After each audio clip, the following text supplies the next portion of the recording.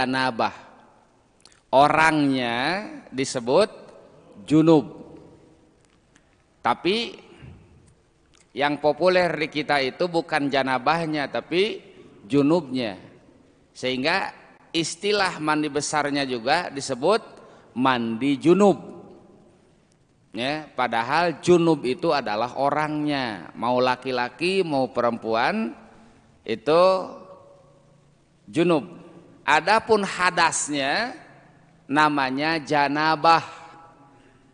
Jadi kalau enaknya itu bahasanya atau kalimatnya itu adalah mandi janabah, itu ya, mandi dari hadas janabah. Alhamdulillah kemarin sudah selesai janabah sampai penyebabnya juga kemarin sudah dijelaskan. Yang insya Allah mafhum semuanya. Yang selanjutnya, yang kedua, yang menyebabkan atau yang mewajibkan mandi besar itu yang kedua adalah haid. Nah sekarang pembahasan kita mengenai masalah haid. Hadirin rahimakumullah, masalah haid ini masalah yang sangat penting diketahui oleh semua kaum muslimin muslimat. Bukan hanya perempuan saja yang harus tahu aturan haid, laki-laki pun sama. Ya, laki-laki pun sama harus mengetahui tentang haid. Apalagi seorang suami itu bertanggung jawab terhadap masalah-masalah yang berkaitan dengan haid. Yang mana hal ini, hadirin rahimakumullah, sangat jarang sekali masalah haid ini dipelajari oleh laki-laki. Alasannya sebab memang tidak pernah haid. Ya, sampai masalah haid ini tidak sedikit yang tidak mau tahu tentang haid. Padahal di dalam Al-Qur'an Allah Subhanahu wa taala di surah Al-Baqarah ayat 222 ya. Yang bawa HP boleh dibuka kalau ada aplikasinya. Al-Baqarah 222. Allah Subhanahu wa taala di situ menjelaskan bahwa A'udzubillahi minasyaitonirrajim. Bismillahirrahmanirrahim. Wa yas'alunaka 'anil mahid. Qul huwa adzan fa'tazilun nisaa fil mahid. Di dalam ayat itu Allah Subhanahu wa taala menjelaskan kepada Rasulullah sallallahu alaihi wasallam bahwasanya para sahabat bertanya kepada beliau langsung tentang haid. Ini yang bertanya itu para sahabat. Ya. Yang mana yang bertanya itu adalah kaum laki-laki. Kenapa ditanyakan? Sebab masalah haid itu masalah yang sudah masyhur atau yang sudah tidak asing lagi. Sebab dari mulai perempuan diciptakan oleh Allah Subhanahu wa taala, yaitu Siti Hawa, memang sudah menjadi karakternya bahwa seorang perempuan itu haid. Nah, laki-laki pada saat itu para sahabat bertanya kepada Rasulullah Shallallahu Alaihi Wasallam tentang haid. Tapi alhamdulillah selama menjadi ustad, can aya bapak-bapak anu nanya tentang haid. Can pernah aya Pak? Apa bapak pernah bertanya tentang haid? Tidak. Pasti bapak bertanya tentang haid itu kepada istri bapak.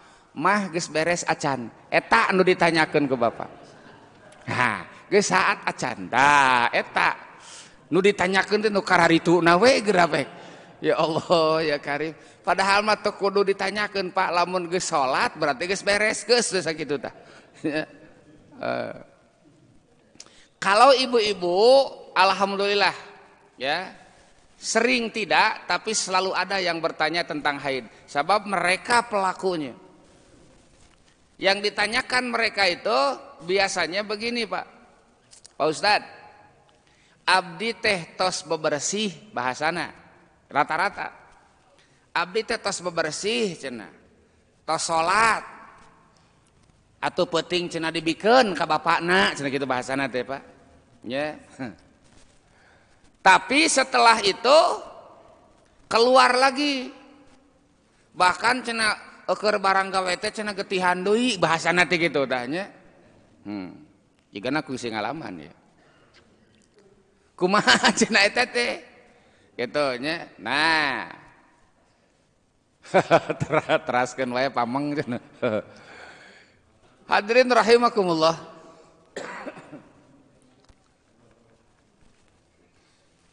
Ketika terjadi seperti itu, harusnya yang bisa menyelesaikan masalah itu ya suaminya harusnya. Sebab seolah-olah dialah pemiliknya, maka harus tahu terhadap apa yang dimilikinya. Ya. Tapi meureun era tanya kuno cenah ka ustad gitu teh pasti natenya. Era-era oge pamajikanna nanyakeun we ka ustad gitu nya. Padahal nu bogana salakina. Saur simkuring nya. Pada saat itu saya menjawab, "Bu, kalau darah itu keluar lagi berarti ibu belum selesai.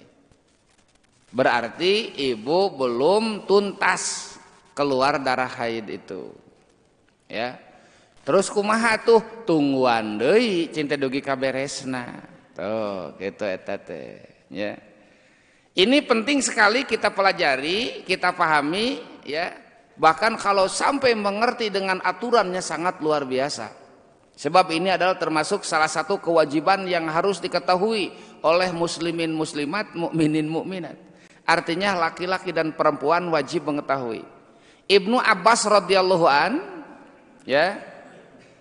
Ibnu Abbas radhiyallahu an beliau mengatakan bahwa qu anfusakum wa ahlikum naro. Ayat ini khitabnya atau arah dari firman Allah Subhanahu wa taala ini tertuju kepada kaum muslimin. Artinya kepada laki-laki.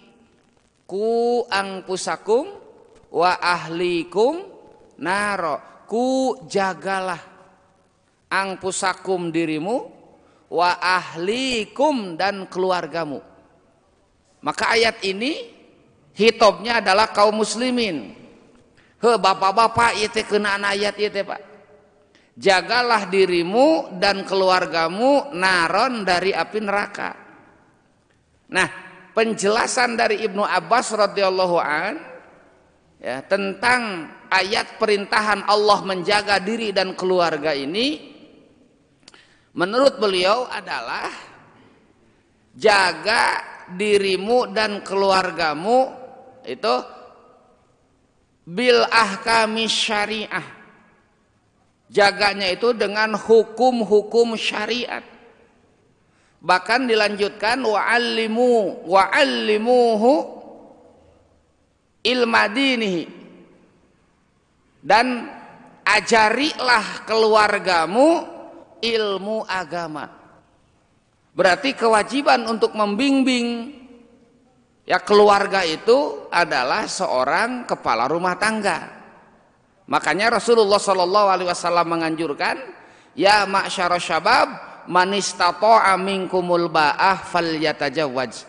Wahai para pemuda, kalau sudah memiliki bekal silahkan menikah. Bekal yang dimaksud, ba'ah yang dimaksud adalah dohiron wa batinan. Bekal dohir, bekal batin. Bekal dohir yang dimaksud adalah kemampuan untuk membiayai setelah pernikahan. Tos gaduh damel Pak, geus boga gawe, geus boga penghasilan tetap, ya sok nikah. Yang kedua bekal batin. Bekal batin itu adalah ilmu syariah, ilmu syariat. Sebab nikah itu akan mengurus keluarga, dan mengurus keluarga tidak cukup dengan kemampuan finansial saja. Makanya saya bertanya dulu ke Bapak, Pernah bapak ngajar sholat ke pemajikan? Ngajar empewe. Pernah tidak mengajarkan sholat kepada istri? Baca Quran? Awas patong harare-hare wae. Kenapa? Ini kewajiban ya ke para rumah tangga. Nanti yang akan ditanya tentang urusan rumah tangga itu adalah kaum laki-laki. Ada sebuah hadis yang mengatakan asyaddun nas adzaban yaumal qiyamah rajulun jahala ahlahu. Seberat-beratnya siksaan di hari kiamat adalah seorang laki-laki yang membodohkan atau yang menterlantarkan keluarganya. Ini salah satu beban yang repot juga Pak untuk seorang laki-laki. Sebab istrinya tanggung jawab suaminya. Rata-rata di kita ibu bapak hadirin hadirat rahimakumullah sudah merasa jadi suami yang sempurna ketika sudah bisa menafkahi secara dohir. Geus bisa ngimahan rata-rata ya, tos bisa makean, nah tos bisa maraban, maka tos asa sempurna jadi kepala rumah tangga. Padahal yang lebih ditekankan oleh Rasulullah Sallallahu Alaihi Wasallam di dalam rumah tangga itu adalah untuk membimbing keluarga kita menuju Allah Subhanahu Wa Taala, dan membimbing menuju Allah itu memerlukan ilmu. Ayeuna mah sekarang ini Pak rata-rata sudah menganggap cukup ketika istri berangkat atau melaksanakan pengajian. Daripada ribet-ribet bapak misalkan mamatahan ayeuna manggeus mah ngaji. Bahkan kadang-kadang deh Pak, kadang-kadang teu ditaritah teh hararideng. Ya alhamdulillah teh bojo urang teh Pak sarolehah kitu nama teu dititah ge hararideng pangajian. Paling-paling izin we ka bapak Pak bade ngaos nah kitu aja. Padahal sekali lagi masalah haid ini masalah yang sangat penting sekali. Di dalam surah Al-Baqarah ayat 222 di situ Allah Subhanahu wa taala menjelaskan bahwasanya para sahabat Rasulullah sallallahu alaihi wasallam bertanya langsung kepada Rasulullah. Wa yas'alunaka, dan bertanya para sahabat kepadamu wahai Muhammad, anil mahid, tentang haid. Kenapa ditanyakan? Sebab begini Pak, masalah haid ini sudah mafhum, sudah sudah biasa, sehingga sebetulnya para sahabat bertanya itu bukan tentang hakikat haidnya atau bukan tentang aturan haidnya, tapi yang ditanyakan itu apa yang harus dilakukan ketika seorang perempuan haid. Kenapa? Sebab orang-orang Yahudi ini Pak, ya, orang-orang Yahudi memperlakukan seorang istri atau seorang perempuan ketika sedang haid itu sangat tidak beradab. Mereka menganggap bahwa anggota keluarganya yang perempuan ketika haid itu pembawa sial. Itu bahasana Pak. Ya. Jadi orang-orang Yahudi memperlakukan perempuan anggota keluarganya, baik istrinya atau anak perempuannya, ketika sedang haid itu dianggap pembawa sial, tidak layak bersama keluarga satu rumah. Sampai orang Yahudi itu membuat satu rumah yang terpencil, artinya jauh dari rumahnya, untuk mengkarantina perempuan yang sedang haid. Dianggapnya pembawa sial Pak, dipisahkan, istrinya dijauhkan, ngan henteu we dipasung mah. Ya, cuman dijauhkan. tidak boleh makan bareng. Ya, tidak boleh makan bareng, tidak boleh tidur bareng. Pokoknya diasingkan. Dijauhkan ya Pak. Ya, sampai saminggu ya umumnya 2 minggu maksimalnya dipisahkan we dari keluarga. Nah, sahabat bertanya, apakah harus seperti itu? Ya, perempuan yang sedang haid. Maka turunlah ayat ini. Dijawab oleh Allah Subhanahu wa taala, "Qul," katakan Muhammad, "huwa adza." Katakan kepada mereka bahwa yang disebut dengan haid itu adalah adza. Adza itu satu penyakit. Adza itu ya.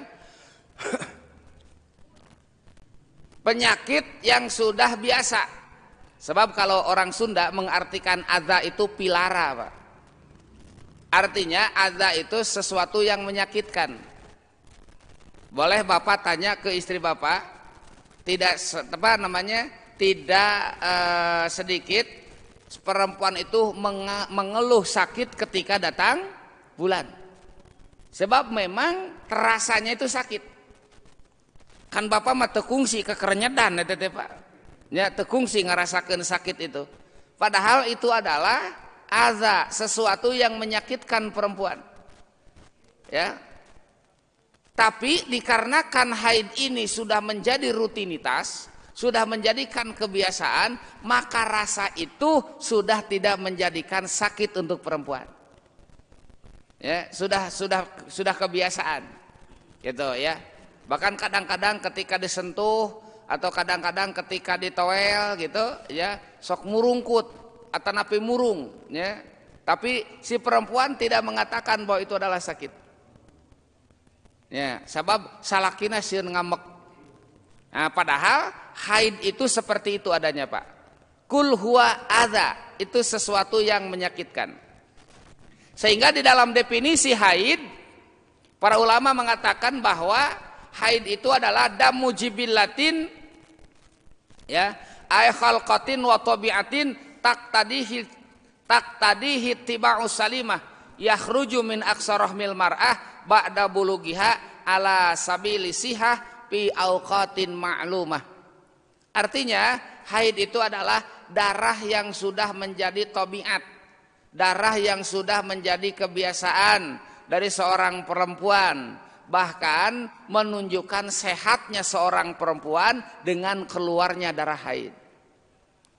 Kalau seorang perempuan di bulan-bulan tertentu tidak keluar darah haid, berarti perempuan sedang bermasalah. Sehatnya seorang perempuan itu justru dengan keluar haid. Normal perempuan itu haid. Kalau tidak haid, itu ada sesuatu hal yang terjadi pada dirinya. Bapak mah atoh bapak mah nah cenah head wae duka cenah aduh ngeunaheun we teh aya tambahan aya injury time lah lumayan.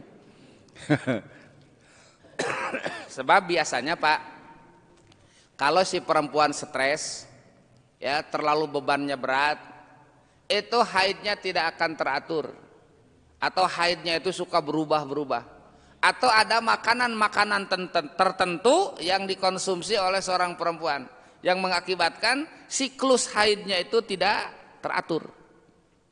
Gitu Pak, ya. Ari istri Bapak tim kawin nepi ka ayeuna haidna kumaha? Lancar-lancar saja? Apa memang pernah nanyakeun acan Bapak itu masalah eta? Lancar? Pak. Nih, sebentar. Pak. Wih. Dangukeun. Dangukeun atuh mah nya abdi nyaros Bapak sarare atuh teu kira-kira. Atuh abrek balik we anu kieu mah. Begini Pak, pentingnya Bapak mengetahui masalah haid. Ya, awas tong bari nunutan moal bener bari nunutan mah. Ya, pentingnya masalah haid ini begini Pak. Bapak harus tahu kapan keluarnya darah haid istri Bapak. Kapan berhentinya, kapan bersihnya darah haid. Kenapa? Sebab berkaitan dengan masalah waktu sholat. Awas Pak. berkaitan dengan masalah waktu sholat. Kalau darah haid tersebut keluarnya di dalam waktu sholat dan si perempuan belum sholat pada waktu itu, maka harus ditandai waktu sholat tersebut harus diqadha nanti. Awas. Sebab banyak diantaranya yang berpendapat bahwa dikarenakan ada hadis, ya, tidak adanya qadha salat, kunna nu'maru bi qada'i saum la bi qada'i shalah. Kami istri-istri Rasulullah diperintah mengqadha puasa, tidak mengqadha salat, akhirnya salat tidak diqadha. Ya, bahkan hadis itu dijadikan alasan bahwa salat tidak ada qadha sama sekali. Ya.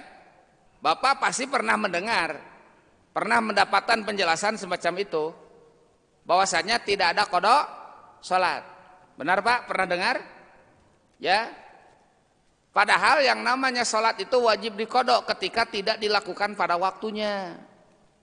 Kade nu geus mangeus we puguh we ngarareunah nu geus mangeus. Teu mikir teh Pak. Kenapa? Salat itu kewajiban. Ketika pada saatnya kewajiban tidak bisa ditunaikan, wajib diganti, hutang ngaranna. Ya. Bapak harusnya misalkan bayar hutang, kusabab nganyuk. Terus dina waktuna ya jatuh tempo, Bapak can mayar wae, dibebaskeun kudu boga hutang teu? Boro-boro dibebaskeun, dibonusan kudu dileuwihan gitu lin. Ya, yang terjadi masalah itu seperti itu Pak. Ya, Bapak pinjam uang, maka kewajiban Bapak itu adalah membayar dengan batas waktu yang sudah ditentukan. Ketika jatuh tempo tidak bayar, apa dibebaskan? Wios atuh teu aya anu teu tiasa mayar ayeuna mah, nu atos mah atos we, kitu henteu. Nah, tapi kenapa kepada kewajiban kita yang harus kita tunaikan kepada Allah Subhanahu wa taala, kita menganggapnya enteng-enteng saja. Santai we, da aya hadisna. Nah, itu hadisnya yang dijadikan dasar. Kunna nu'maru bi qada'i saum la bi qada'i shalah. Kami diperintahkan mengqadha puasa, tidak mengqadha salat. Hadis ini ya, jangan dilihat secara teksnya, jangan dilihat secara dohirnya. Sebab hadis ini Bapak sekalian, ini khusus tentang haid. Untuk para perempuan, ya, ketika perempuan itu haid, tidak wajib mengqadha salat yang ditinggalkan. Tapi kalau puasa tetap wajib diqadha. Itu Pak. Adapun salat pada umumnya wajib diqadha. Ingat. Ya, sebab kita punya cerita masa lalu, Pak. Rata-rata kita punya latar belakang. Nah, yang mana latar belakang kita itu kalau masih muda rata-rata sok tarahara rideng karena sholat. Di aku Pak, ieu teh kerjaman jahiliyah mah kitu kalakuan teh. Di masa-masa balik, di awal-awal balik usia 15 tahun. Biasanya kelas 2 menuju kelas 3 SMP can harideng sholat. Komo di SMA keur meujeuna laliwar eta teh teu salat. Ya, terus sedang apa namanya? Maju-majunya usaha, sedang masa muda teu salat eta teh Pak. Ya, rata-rata daraek salatna teh geus rek mararaot eta teh, nya 50 ka 60 ka karahara rideng salat. Ini umum, Pak. Ya, umum terjadi gitu. Nah, sholat-sholat yang dulu pernah ditinggalkan ini wajib diqadha. Ya, tidak boleh tidak diqadha. Man nama an sholatin aw nasiyaha fal yusalliha idza zakaroha. Barang siapa yang tidur atau lupa meninggalkan sholat, maka wajib diganti. Ya, wajib diganti. Fal yusolliha, maka sholatlah. La kafarotalaha illa zalik, tidak ada pengganti sholat yang ditinggalkan kecuali sholat itu. Maka wajib dikodoan Pak, nu baheula oge sing inget. Gitu Pak, sing inget kewajiban. Gimana? Tuh. Ya. Nah, alasannya apa?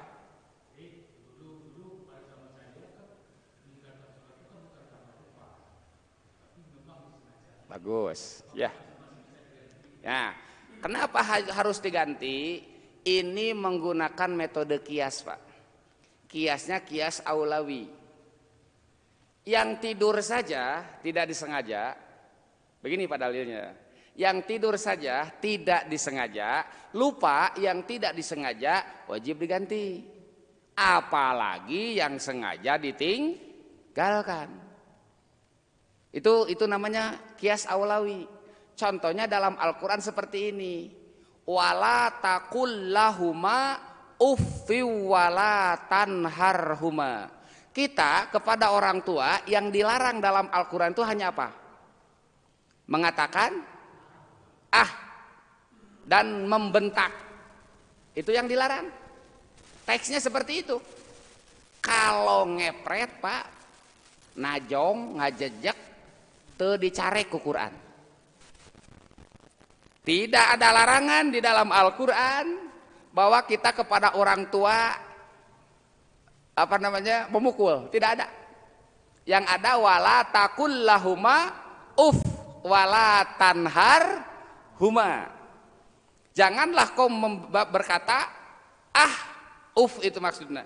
Wala tanhar, dan tidak boleh membentak. Memukul tidak dilarang. Tidak ada dalam teks Al-Qur'annya. Wani itu Bapak nenggel?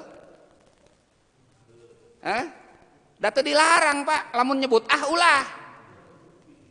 Ya, kalau membentak jangan. Kalau memukul tidak dilarang. Apa seperti itu kesimpulan hukumnya? Nah, makanya ada metode kias. Kias itu artinya membandingkan. Tapi ini mah membandingkannya bukan yang sebanding tapi lebih tinggi, maka disebut kias aulawi. Ya, kias itu ada 9 atau ada 10 tuh, ya, kias itu. Itu Pak, ya. Nah, di dalam hadis ini para ulama ahli fikih nih, bukan ulama ahli hadis. Ulama ahli fikih, sebab begini Pak, ahli hadis belum tentu ahli fikih. Hati-hati. Ahli hadis belum tentu ahli fikih, tapi kalau ahli fikih pasti ahli hadis. Sebab tidak ada ahli fikih yang tidak mengerti hadis. Makanya ulama-ulama hadis, Imam Bukhari, Imam Muslim, ya, Nasai, Tobroni, Ibnu Majah, Abu Daud, semuanya bermadhab. Semuanya mengikuti pendapat ahli hadis. Sampai ada yang mengatakan bahwa al hadis mudillatun illa lil fuqaha. Hadis itu menyesatkan kecuali untuk para ulama hadis, para ulama fikih. Nah, dalam mensikapi hadis yang tadi, kalau tekstual seperti itulah adanya. Manama an salatin aw nasiyaha fal yusalliha idza dzakaraha. Ya, barang siapa yang tertidur atau lupa sampai meninggalkan sholat, maka sholatlah.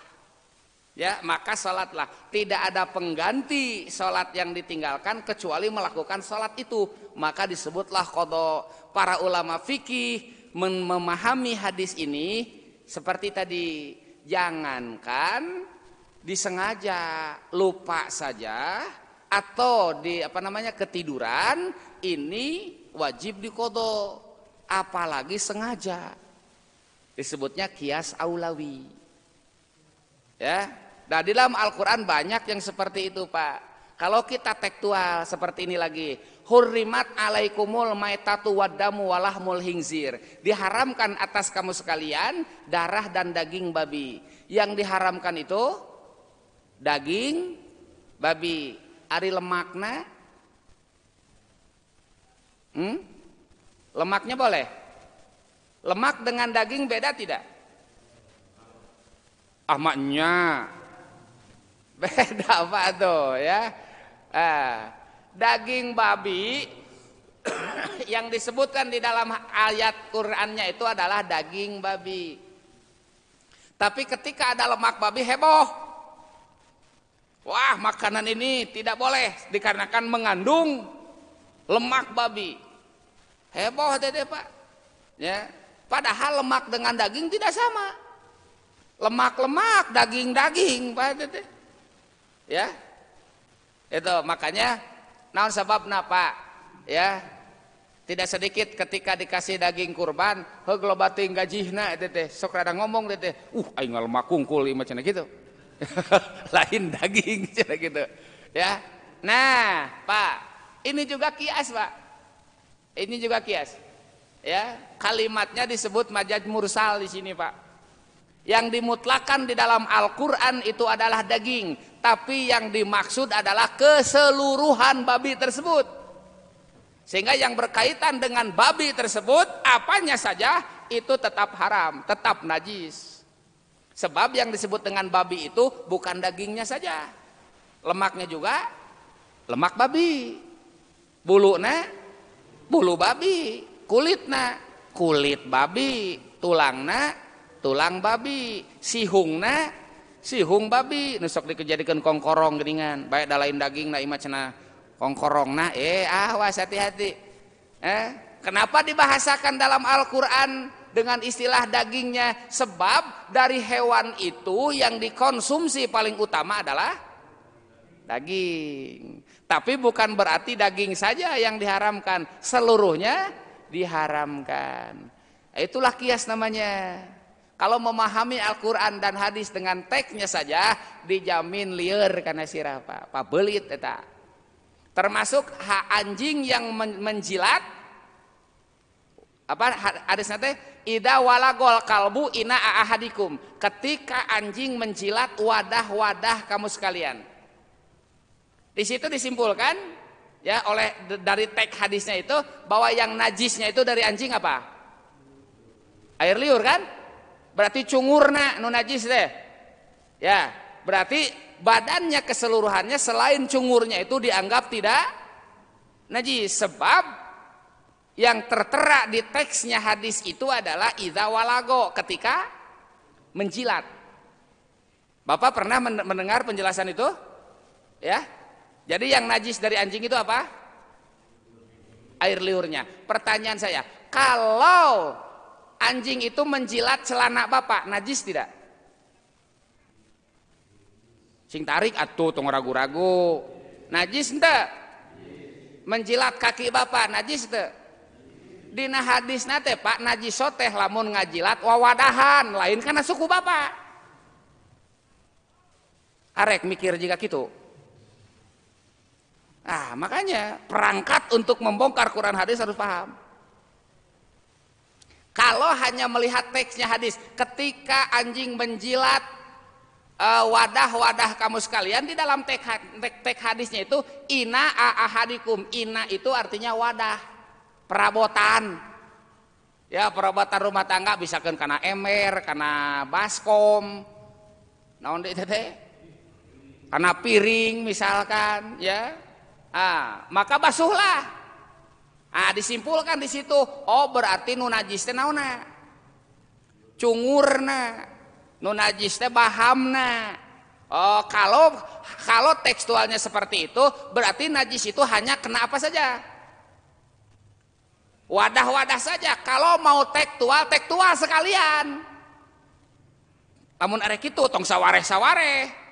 Ya, ari najisna cungurna wungkul, ari barang yang kena najisnya bisa berubah-ubah.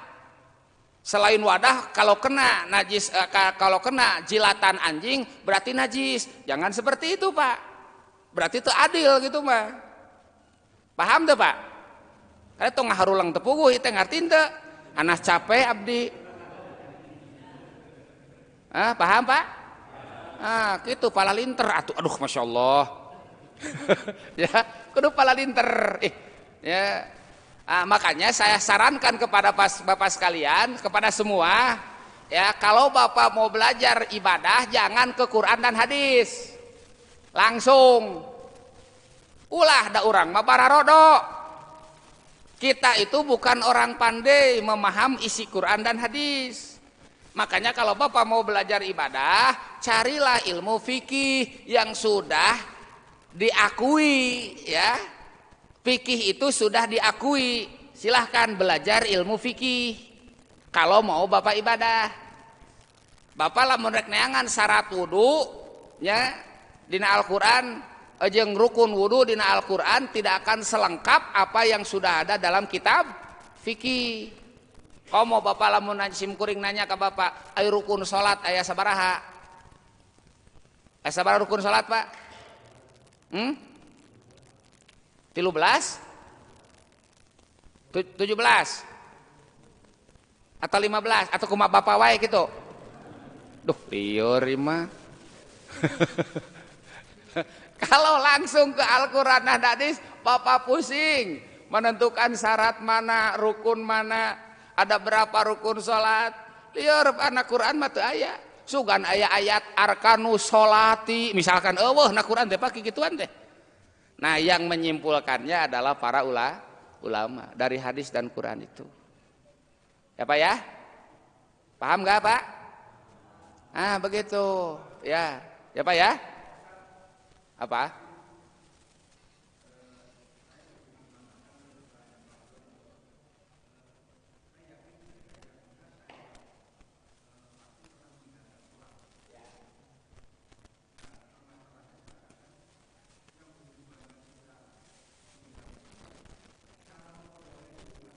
Betul, bagus. Iya betul.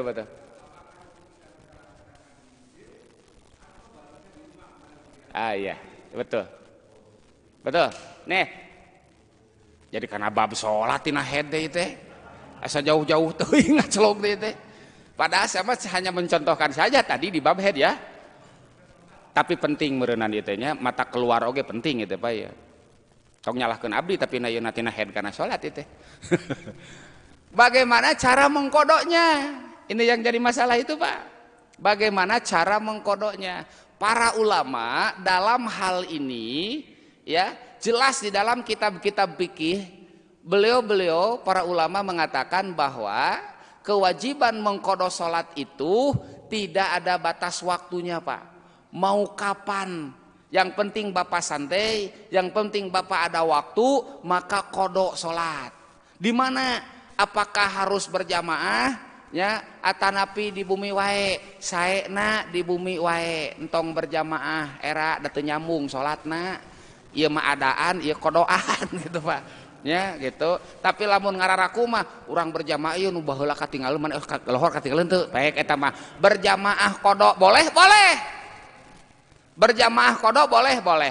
Dalam satu riwayat bahwasanya Rasulullah Shallallahu Alaihi Wasallam dengan para sahabat di dalam sebuah perjalanan kemalaman, dan di malam itu Rasulullah berpesan kepada sahabat Bilal untuk tidak tidur, untuk menjaga, takutnya kesiangan. Para sahabat dan Rasulullah kebanyakan tidur. Bilal menyanggupi, siap saya tunggu. Ternyata Bilal juga manusia Pak. Nya nungguan anu sare eueuh batur ngobrol nya sarua naon. Tunduh Bilal oge da jelema Pak, lenggut lap tungtung nama semuanya tertidur. Apa yang terjadi? Yang duluan bangun itu Rasulullah Shallallahu Alaihi Wasallam. Beliau yang duluan bangun Pak. Kenapa? Sebab matanya sudah tersinari matahari, sudah silau, berarti sudah siang. Ya, maka Rasulullah memerintahkan sahabat untuk berwudu semua. Setelah berwudu, Rasulullah memerintahkan adzan dan iqomah untuk kelompok sahabat semua pada saat itu. Setelah adzan dan qomat, barulah sholat didirikan dan berjamaah. Tak bapak ge lamun misalkan urang berjamaah lohor yuk kodok kabeh mangga bisa eta ge ngantong di beja-beja teuing we daerah atuh eta mah nya. Itu Pak ya. Jadi untuk mengkodoknya boleh kapan saja sebab di hadis yang tadi pal yusolliha idza dzakaroha, salatlah ketika ingat. Makanya kalau bapak subuh kasiangan ya Bang Belas misalkan begitu malam ketidur itu bangun jam 7, maka kodonya jam 7 itulah ketika bapak bangun, terus bapak ambil wudhu salat. Ngan jigana nu sok kunut rada dikahanapkeun leungeun kieu teh. Nah duha teh aya spionan misalkan gitunya, duha spion segala. Nah duha teh make kunut padahal ngodoan subuh teh gitu Pak ya. Masya Allah. Itu Pak boleh emang seperti itu. Bahkan kalau bisa Bapak yang tertinggal subuh misalkan ya, jangan nanti di kodonya engke subuh engke jangan. Kenapa? Kita tidak tahu umur kita sampai ke subuh besok tidak. Itu diantaranya Pak ya. Nah itu solusinya Pak. Yang kedua boleh didamping Pak. Ketika Bapak sholat duhur, ingat nih dulu duhur banyak yang tertinggal, maka setelah sholat duhur sholat kodoknya. Begitu.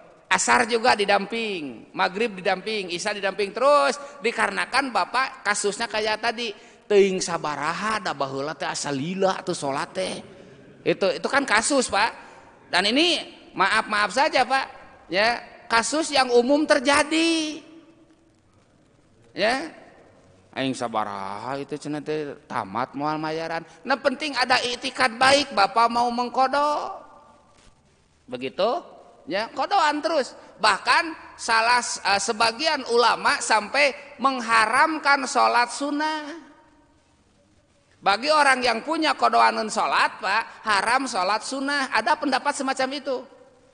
Alasannya apa? Alasannya sebaik-baiknya sholat sunat hanya sunat. Kodo itu wajib. Sunat wajib, tidak bisa dikalahkan oleh sunat.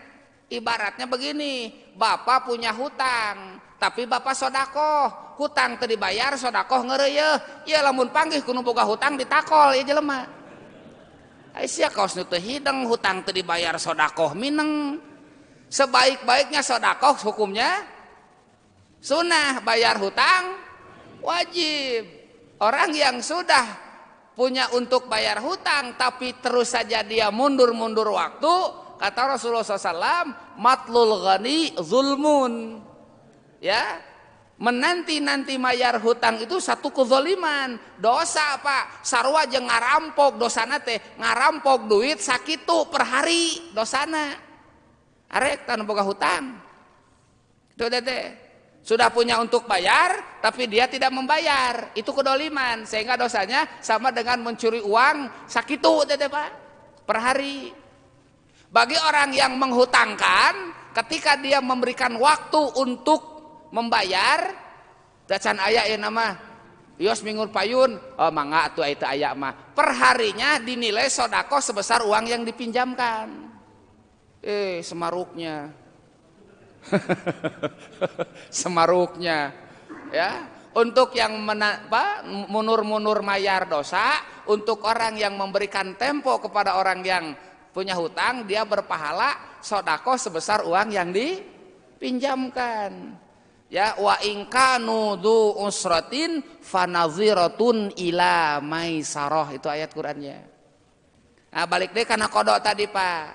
Ya, lamun Bapak gaduh kodoaneun, bayahna setiap Bapak waktu sholat didamping dengan kodoknya. Terus, kalau Bapak ada waktu luang tengah malam, tuh kudu hayang tahajud Pak, kodok we nu wajib. Duha ku kodok we nu wajib. Itu Pak, ya. Itu pendapat jumhur ulama itu Pak, ya, pendapat mayoritas para ulama, bukan keseluruhan para ulama, jumhurul ulama saja, bahwa qada salat itu wajib dilakukan. Bahkan wajibnya terbagi dua, ada yang wajib fauron, artinya wajib langsung dilakukan ketika meninggalkan salatnya itu dikarenakan disengaja. Kalau tidak disengaja itu goer fauron, artinya bisa dipundur-pundur waktunya sebab tidak sengaja. Seperti ketiduran kan tidak sengaja, tidak wajib fauron, tapi agak mundur juga boleh. Sunat dipercepat sebab waktu kita tidak tahu. Itu diantaranya Pak ya. tong kakang ngahurulang itu can kana bab salat Pak, engke dina bab salat dibahas deui ya masalah qada salat ini ya, satu kewajiban yang ini harus dilakukan. Bulan teu aya batas waktu, bahkan qada salat itu tidak mengenal waktu Pak. Duhur tidak mesti di duhur, asar tidak mesti di asar. Bahkan setiap hari Bapak misalkan ada luang waktu nih, 5 waktuan we dalam satu waktu kan silahkan. Jadi Bapak teh salat lohor heula, geus lohor asar, maghrib, isya, subuh. Nah, niatnya qada dalam satu waktu boleh. Yang penting niat bayar. Gitu Pak Tete. Insya Allah tapi tidak ada bunganya di situ. Tidak ada. Ya, sakitu katinggalan sakitu we. Ai lohor jadi sabaraha cenah beda geus lila cenah can dikodohanna teh tiasa jantan 8 henteu Pak 2 we anger eta mah teu aya riba ya, tidak ada lebihnya, tidak ada kelebihan. Bisi da imah tama era teuing we cenah arek ditilukeun we subuh teh teu bisa Pak. Subuh mah anger we 2 asar 2 4 maghrib 3. Seberapa jumlah sholat yang ditinggalkan sakitu we Pak teu kedah repot-repot. Ada itikad baik mengkodo pun insya Allah itu satu kebaikan yang sangat luar biasa.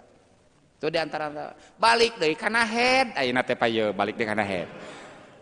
Yang harus Bapak ketahui kenapa Bapak harus paham head, sebab ini masalahnya berkaitan dengan waktu sholat. Ketika si perempuan keluar darah haid di waktu sholat dan perempuan itu belum sholat, maka sholat itu harus ditandai, harus diganti.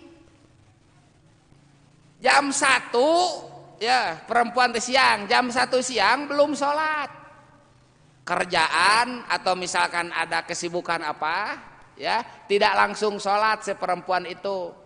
Entong dibejakeun pedah lalajo Indosiar heula ulah eta bisa eraeun ya. Pokoknya mah ada aktivitas aja.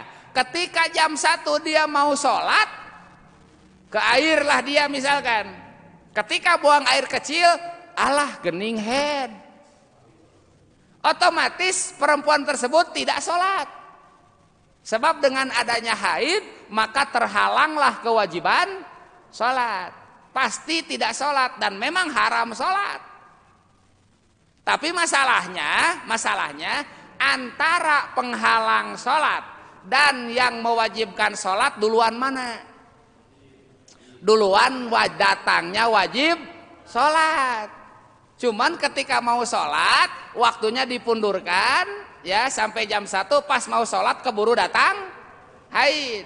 Kewajiban lebih dulu daripada yang melarang, tapi sholat tidak bisa, maka si perempuan tersebut wajib mengkodok sholat ini. Taroskeun ka bapak, ku bapak taroskeun ka bojo, kitu henteu. Sabab nu bertanggung jawab adalah suami. Ade saredkeun we ka ustad, ngunah wae manya nya bapak nu bogana ustad nu kacarekanana. Ada ustad nawe cenah taran nerangkeun kitu har. Nah bet ka ustadna di wae gitu ya. Itu kewajiban untuk mempelajari haid itu sampai ke situ, Pak. Yang kedua, ketika berhenti haidnya. Kapan berhenti haidnya? Ya. Geus beres acan. Ai sugan teh geus beres acan teh nanyakeun teh jam sabaraha? Waktu sholat lain, rek dijelaskan gitu lain. Sugan rek gitu nanyakeun teh geus beres teh. Ripek teh eta deui we dipikirkeun teh nya. Awas Pak. Ketika si perempuan haid bersihnya haid itu ya di akhir waktu sholat. Di akhir waktu sholat. Misalkan 10 menit lagi, 5 menit lagi menuju waktu asar atau menuju waktu maghrib ya 5 menit lagi ini itu kan sudah wajib sholat sebab haidnya sudah bersih, tapi masalahnya belum mandi besar ya, harus adus dulu sebab syarat sah sholat itu suci dari hadas besar, diantaranya hadas haid. Dengan mandi waktu keburu habis waktunya Pak. Masih bapak mandi bisa semenit, mandi kadal kecewes bisa. Perempuan tidak bisa seperti itu. Ya, kita mah praktis mani ge Pak, gejebus lah. Gitu pokoknya mah jika kadal we set beres we geus teu loba dongeng. Lalaki mah no problem dalam masalah ini mah Pak. Perempuan tidak bisa Pak mandi teh nguyek eta teh. Ya, 10 menit 15 menit teh cepet perempuan mah teh. Wah kokorobet dan lain sebagainya eta mandi teh gitu. Perempuan seperti itu. Ya, geus dangdan pan aya setengah jam teh dangdan teh urang meuni cangkeul. Urang marek indit ka kantor komo rusuh mah bari lempang we make beubeur oge set beres. Itu nya. Ningali kana euteung saeutik geus ini teh loba dongeng. Itulah lalaki. Ya, dai perempuan mah udah masya Allah. Ya piring duralek perempuan mah. Ya, terang piring duralek. Ya, piring duralek Pak, lamun songhek saeutik moal midang. Artinya piring duralek itu piring hias, itu kalau ada cacat sedikit dia tidak akan maju ke depan untuk jadi hiasan, enggak, mundur. Urang mah piring seng Pak, bebas di kumaha oge. Piring seng nepi ka donglak we dipake we piring seng. Urang mah teu boga masalah dina. Nah, sekali lagi Pak, kalau haidnya bersihnya akhirnya haid di ujung waktu sholat, ingat-ingat, sholat itu tetap harus diqodho. Kenapa? Sebab yang sudah datang di waktu sholat, cuman tidak bisa melakukan dikarenakan harus mandi, dan mandi menghabiskan waktu tersebut, tapi tidak berdosa dikarenakan bukan kesengajaan. Eta Pak, pentingna diajar bab haid berkaitan jeung waktu sholat.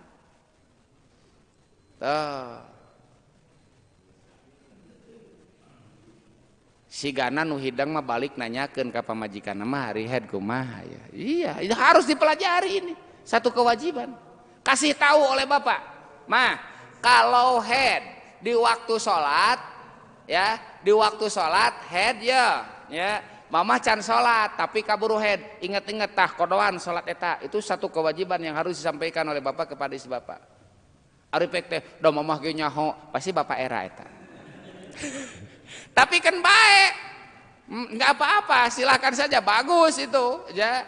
Itu berarti Bapak, wah alhamdulillah manuhun atau Bapak tuh jadi doraka, itu lumayan gitu, ya. Tak itulah nganduk apa masalah nukieu mah di kajian oge juga susah dijelaskan, ya. Sebab pengajian teh anger we umum deui, secara mendetil di kajian juga susah, yang semacam ini harus nyusun Pak pengajiannya.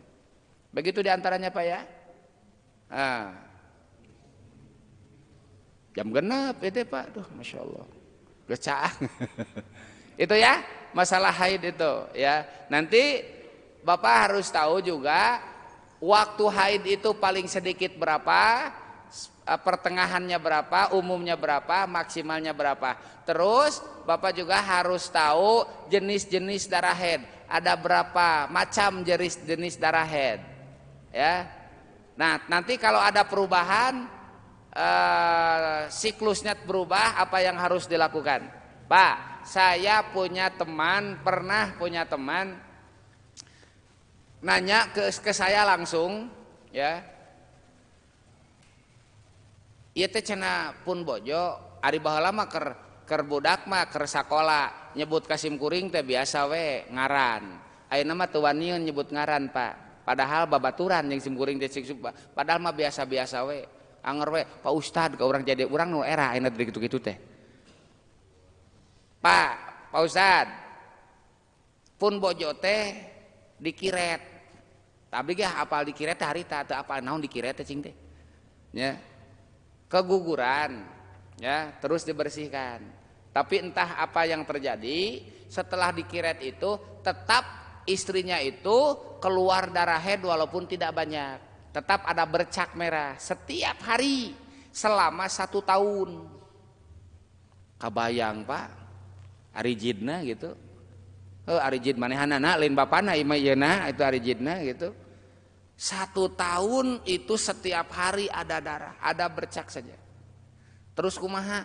Cenah muhun masalah salatna pun bojo kumaha? Sebab darah itu kan najis. Ya, kumaha cenah ieu salatna? Ari eta ayeuna kumaha? Nya cenah sataun teh pun bojo teh salat, coba rek kumaha? Sataun teh salat, menganggap bahwa itu darah haid. Manya aya haid sataun ari Bapak. Nah, itu satu ketidakpahaman seorang perempuan. Sampai teu salat, Pak. Nya. Eta cing teh lamun dianggap haid esok sare bareng jeung pamajikan. Nya osok we da cepat cenah dibungkus we cenah di balonan gitu. Teu balegna teh. Mane macing teh ari salat eureun ari nu kitu ngeureuyeuh apan keur haid mah teu meunang cing teh. Ini masalah, Pak. Aduh, Masya Allah. Aya we nu kitu. Gusti nu agung cing teh. Sok licik wade macing teh salat eureun. Oh da ieu mah cenah panas tarang. Cek teh nya teu aya haid lilana sataun, tidak ada haid 1 tahun. Haid itu 1 bulan itu sudah biasa, rata-ratanya 6 atau 7 hari. Nah, nanti kalau ada kasus semacam itu ya, yang harus Bapak ketahui dari seorang perempuan itu biasanya berapa hari, biasanya tanggal berapa, awal bulan, tengah bulan, apa akhir bulan. Kadang maju, kadang mundur, sehari 2 hari, itu harus tahu. Terus juga harus tahu jenis darah haid itu seperti apa. Sabab kieu Pak Kadeye, ya, darah haid itu nanti ada 5 warnanya. Ada hitam, merah, ada coklat, keruh, kuning. Kuning masih haid. Kuning peang. Ya, darah yang sudah mau habis itu agak kekuning-kuningan. Masih haid ketika diusap dengan kain putih masih ada warna kuning. Can anggeus eta teh Pak. Ya. Ngus acan, suka dia orang pariksa ku Bapak. Halik wae pariksa. Ya, dengan kain putih atau dengan kapas disusut saja dari bawah ke atas, set. Aduh, Gusti nu agung. Kalau masih ada warna kuning, itu masih proboden, Pak. Nggak boleh. Koneng, getih lain. Da getih mah berem cenah. Hayu derwe, tidak boleh. Tidak boleh. Ini masih darah kuning, itu masih darah. Nah, kalau sudah diusap-usap, dikuak-kuak misalkan, dikuak-kuak segala. Itu tidak ada warna kuningnya, putih. Oh, itu sudah ya, itulah saatnya beraksi, boleh, silakan. Itu Pak, kade koneng kene mah ulah. Iya, kade ya. Alah samangkaning aing osok koneng. Pade ulah eta mah. Nu geus-geus kan bae teh mah da geus gitu. Yang selanjutnya hati-hati. Hati-hati, itu termasuk darah haid kene. Gitu banyak. Aduh, Masya Allah. Wallahu a'lam. Nanti dilanjut ya. Ini pokoknya mah minggu engke mah wayana laptop na kudu aya itu kumaha ditalar ge mah riweuh atuh. Bapak ngantuk itu kusabab teu ningali layar teh gitu nya. Ai ningali beungeut simkuring kadon teunuh babat itu dah. Cukup sekian Pak ya. Insya Allah nanti dilanjut, sebab masalah-masalah yang berkaitan dengan haid itu masih banyak Pak yang harus diketahui, dan itu kewajiban kita ya untuk menjaga diri kita, keluarga kita, terutama istri kita dan anak perempuan kita harus ngerti dan harus paham tentang haid ini ya. Wallahul muwaffiq ila aqwamit thoriq. Assalamualaikum warahmatullahi wabarakatuh.